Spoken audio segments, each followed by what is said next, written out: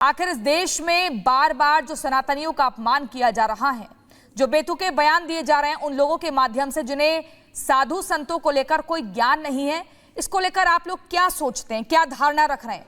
क्या यहाँ पर ये हिंदुओं का अपमान करना ठीक है? बार बार उन्हीं को टारगेट करना, सॉफ्ट टारगेट बनाना?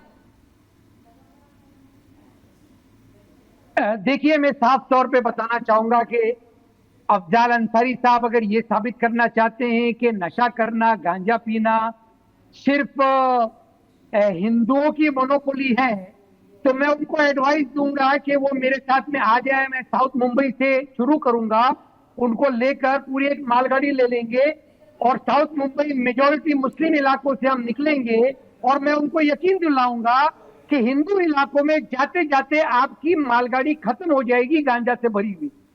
ये अफवाह फैलाना बंद करें, ये नफरत फैलाना बंद करें। कोई मुसलमान आपके इस धोखे में आने वाला नहीं है। नशा करना सिर्फ हिंदुओं की मोनोपोली नहीं है, बहुत आम है। देखिए, मैं आपको बताऊं, मैं बहुत छोटा था, मैं अपने इलाकों में जब बियर बार मेरे सामने पड़ते थे, उसके ऊपर उर्दू में लिखा रहता था बियर बार का नाम।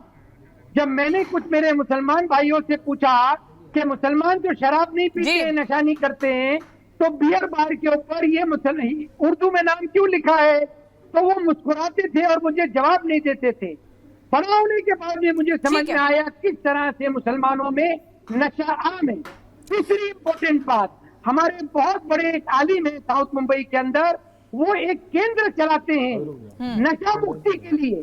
तो ये अफजाल अंसारी साहब उनसे आकर मिले और वो उनको बताएंगे कि मुसलमानों ठीक है। तो अतीकुर रहमान जी, आप जो बातें कर रहे हैं उसी बातों को अब आगे बढ़ाते हुए बाबूराम निषाद जी आपके पास आएंगे, चूंकि आप मेंबर ऑफ राज्यसभा हैं बीजेपी के। लेकिन ये समझना चाहेंगे, बार बार जो सनातनियों पर हमला हो रहा है, साधु संतों को लेकर जो अपमानजनक टिप्पणी की जाती है, अखिलेश यादव ने पहले कहा था कि माफिया और जो मठाधीश है इसमें कोई अंतर नहीं होता। वहां पर उनके जितने आसपास कार्यकर्ता थे वो तालियां बजाने लगे, खुश हो गए कि बहुत बढ़िया बात कह दी। और अब उन्हीं के सांसद जो हैं अफजाल अंसारी इस तरह की बातें कर रहे हैं, ये बर्दाश्त करने लायक नहीं है चीजें।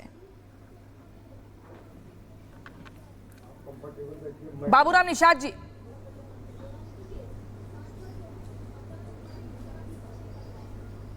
जी, ये अफजाल अंसारी जैसे लोग सनातन पर, मेरे महाकुंभ पर, मेरी गाय पर, मेरी गंगा पर, हिंदुत्व पर इस तरीके के बयान देने से बाज आना चाहिए।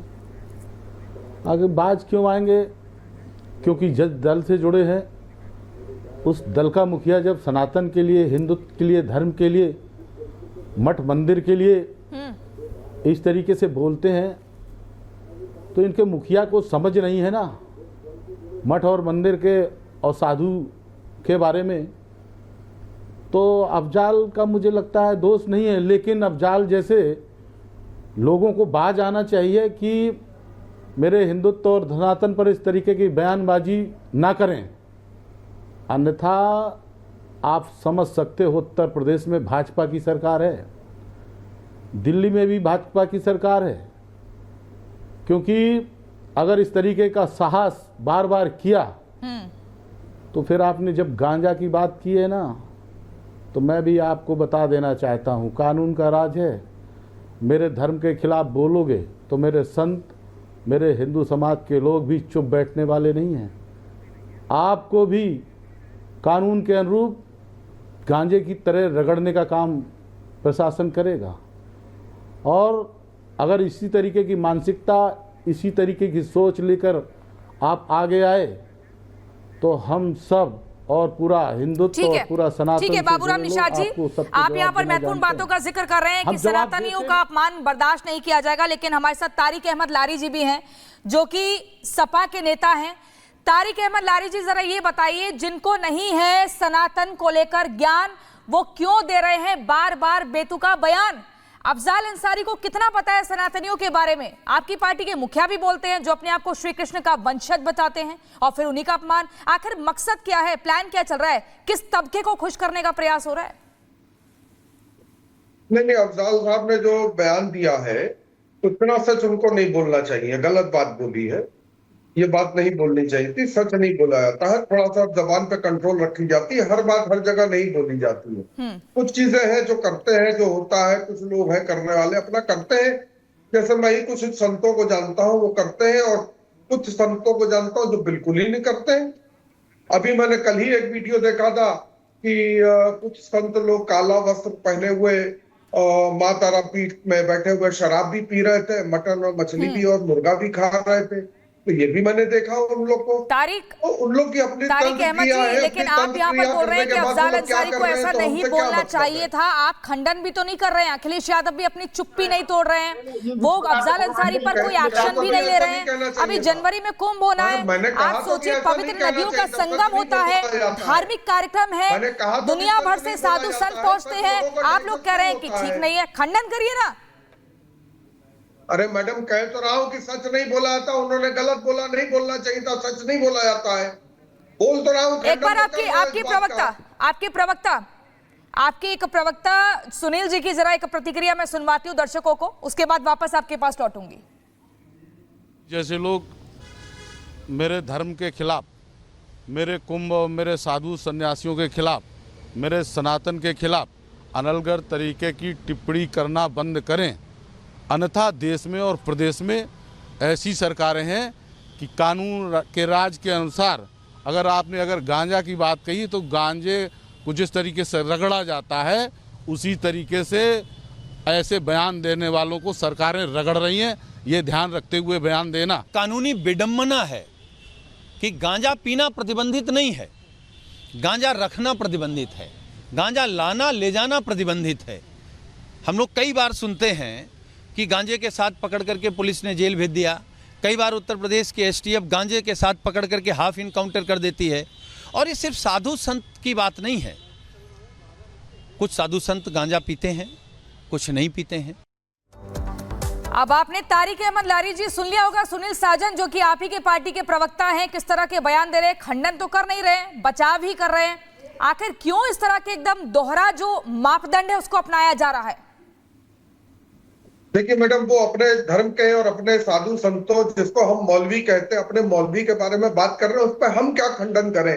वो अपने बारे में खुद बता रहे हैं, हम उसमें क्यों पड़े? वो बता रहे हैं, दूसरे बता रहे हैं कि कैसे रगड़ के गांजे को पिया जाता है। तो वो जानते होंगे कि गांजे को कैसे पिया जाता है, सांसद जी जानते होंगे गांजा कैसे पीते हैं, क्योंकि गांजा पीने वाला ही जानता है। मैं तो जानता नहीं हूँ कि गांजा कैसे रगड़ा जाता है, रगड़ के पिया जाता है कि उसको डिबो के पिया जाता है। तो गांजा पीने वाला सांसद बता रहा है कि गांजा कैसे पिया जाता है। एक्शन लिया जाएगा क्योंकि सनातनियों में काफी रोष, कोई कदम उठाया जाएगा, सख्ती से कोई कार्रवाई होगी अफजाल अंसारी के खिलाफ? पर अफजाल अंसारी के खिलाफ क्या कार्रवाई होगी? सच बोलने की कार्रवाई होगी तो बिल्कुल होनी चाहिए। अगर सच बोलने की राजनीति करने का प्रयास कर रहे हैं ना, करती हो तो बिल्कुल करे।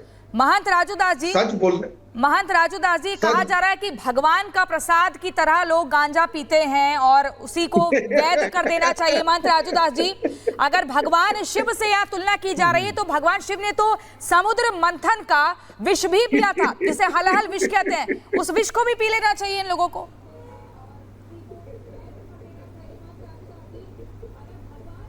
महंत राजू दास जी हमारे साथ जुड़ेंगे। आचार्य विक्रमादित्य जी, आपके पास ये सवाल।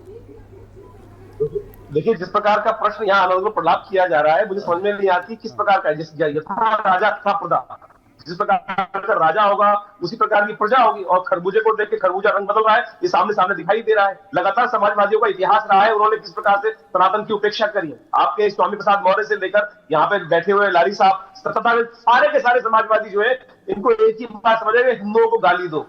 समझ में आ रही है ना? क्योंकि सत्तन से जुड़ा हमारी गैंग नहीं है, लेकिन सिर्फ फिरते हुए देर नहीं लगती। एक बात साफ साफ समझ लें, सिर्फ फिरते हुए देर लगेगी ना तो जितना नरमुंड का राज्य होगा वो साफ साफ समझ में बदतमीजी की इंतहा हो गई है। जिस प्रकार से हंस रहे हैं, इनको शर्म नहीं आती कि सामने बैठ के हंस रहे हैं आदमी, या आदमी राक्षस की संत हो ही नहीं सकता जो गांजा पी। अरे जो करने वाले लोग अफगानिस्तान के अंदर काम कर रहे हैं, पूरे विश्व का सबसे बड़ा। तारिक अहमद लारी जी, इस मुस्कान के पीछे मुख्य तौर पर वजह क्या है? इतना आपको फूट फूट कर हंसी आ रही है? आप ही की पार्टी के सांसद कहते हैं कि अभी ने कहा कि राजू दास जी ने बयान दिया है कि ये भगवान का प्रसाद है। अभी आपने खुद कहा कि भगवान का प्रसाद है, हम प्रसाद जो चाहे ग्रहण करें। हम कौन होते हैं? हम नहीं बोलने वाले, वो अफजाल जाए। अफजाल जी ने बहुत गलत बोल दिया, सच नहीं बोलना चाहिए था उनको, बहुत गलत सच बोल दिया उन्होंने। और सांसद जी बता रहे हैं कि कैसे गांजा पिया जाता है, वो गांजा पीना सिखा रहे हैं लोगों को, जो नहीं भी जानते। समाजवादियों को कि गाली दो सनातनियों को लगातार, जिस प्रकार से रामचरितमानस की उपेक्षा करो, संतों की अवहेलना करो, संतों को गाली दो, और राजनीतिक तौर पर बलात्कारियों की और सपोर्ट करो, उनके साथ जाके बैठ जाओ। जितनी चोरी डकैती गुंडागर्दी करने वाले लोग हैं उनको अपने कुंभ में जोड़े जाओ। जितने अफजाल अंसारी क्या थे? लैंड माफिया, गुंडे, चोर डकैती करने वाले, कत्ल करने वाले, AK-47 लेके तथाकथित सपोर्ट करने वाले, उनकी हिमायती बनके बैठे हुए यहाँ पर। इनका पूरा देश पहले सुन लीजिए, आप फिर अपना जवाब दीजिएगा और इस मुस्कान के पीछे की वजह बताइएगा कि आपसे कंट्रोल नहीं हो रही है, फूट फूट के आप हंस रहे हैं, आपके आंसू भी निकल रहे हैं। लेकिन रुकिए, पहले आचार्य विक्रमादित्य को बोलने दीजिए, उसके बाद मैं जाऊंगी कौशल कांत मिश्रा जी के पास।